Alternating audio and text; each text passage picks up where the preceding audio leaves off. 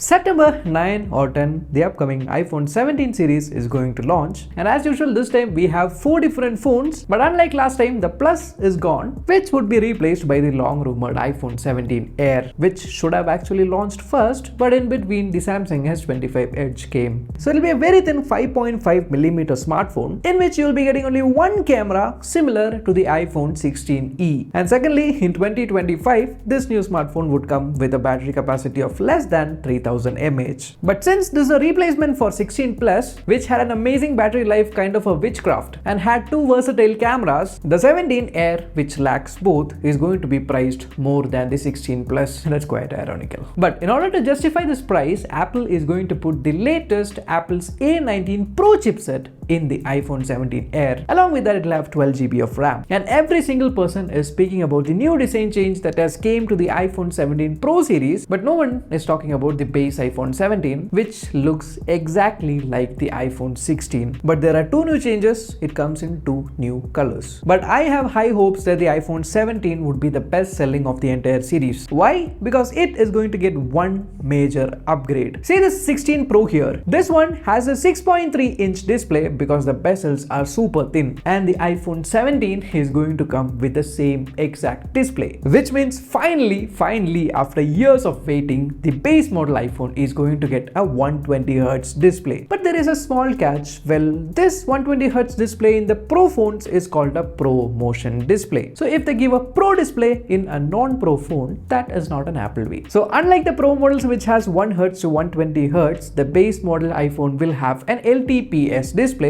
which would not be supporting the always on display feature. Yeah, they have to reserve something for the Pro, right? Well, the base model iPhone 17 would be coming with the Apple's A19 chipset, which obviously supports the Apple Intelligence features, which would eventually come. But the cameras, the camera control button, everything remains the same as last year. And the entire iPhone 17 series lineup, excluding the iPhone 17 Air, would be a little bit thicker because of the increased mAh capacity of the battery. And finally, the Pro model iPhones are gonna get vapor chamber cooling, which means in prolonged gaming sessions you would not have a heating issue or the brightness dipping in between heavy gameplays or direct sunlight. Now the 17 Pro and the 17 Pro Max is having a significant design change. Now what is that significant design change? Well, this is the 16 Pro here. You see the LiDAR sensor and you see the flash and the mic here.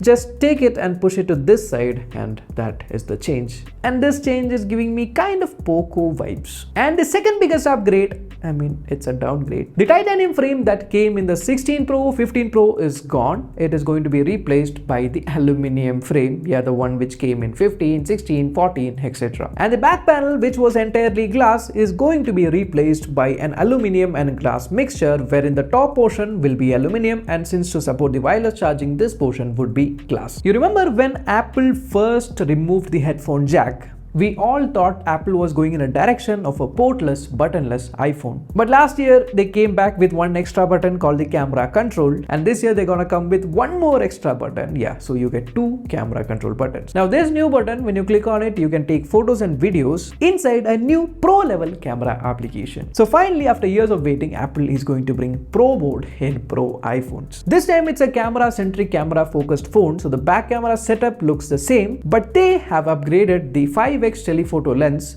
to a massive 8x telephoto lens, which means you have to go further away to capture portraits, but the natural bokeh that comes out of the 8x lens is going to be impressive. And not just that, the front camera is also finally upgraded from a 12 megapixel to a 24 megapixel sensor. And yes, iPhones would be supporting 8K video recording. The Pro model phones will be coming with the Apple's A19 Pro chipset, and finally Apple is going to support fast charging of up to 35 watts, which I think obviously would only be reserved for the Pro models. And even there is a 25 watts fast wireless charging. But the one significant upgrade that you're gonna get is that in every iPhone 17 lineup, except the iPhone 17, you will be seeing a significant price increase, say around 10,000 rupees per model. So what do you think about the new iPhone 17 series lineup? And let me know which iPhone you wish to see in this channel, and we would definitely try to unbox the same. Until next time, bye bye.